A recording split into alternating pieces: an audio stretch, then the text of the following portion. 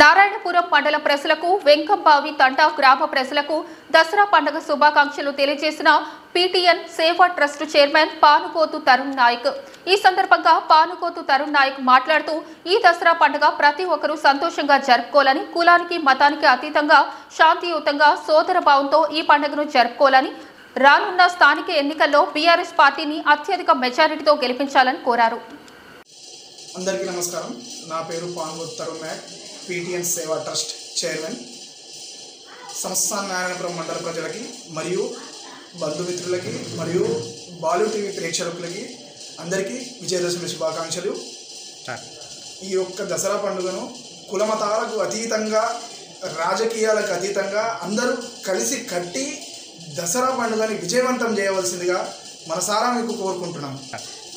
గత 2 సంవత్సరాల క్రితం కేసీఆర్ గారి హయాంలో దసరా పండుగ అంగర వైభవంగా పార్టీలకు అతీతంగా మరియు బంధుమిత్రులకు కులాలకు అతీతంగా దసరా పండుగ అంగర వైభవంగా జరుపుకున్నాము.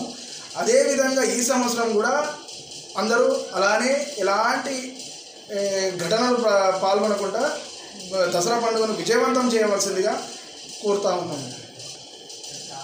రాబోతున్న స్థానిక సంస్థల ఎన్నికల్లో బీఆర్ఎస్ పార్టీని ఘన విజయంతో ముందుకు తీసుకెళ్లవలసిందిగా కోరుతా ఉన్నాను.